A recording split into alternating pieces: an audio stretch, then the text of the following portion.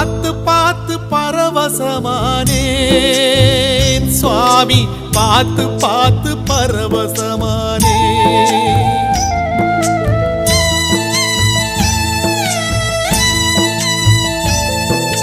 பார்த்து பார்த்து பரவசமானேன் சுவாமி, பார்த்து பார்த்து பரவசமானேன். காத்துப்பட்ட கற்பூரம் போலே ஓ பாதம் பார்த்து கரைஞ்சே போனே.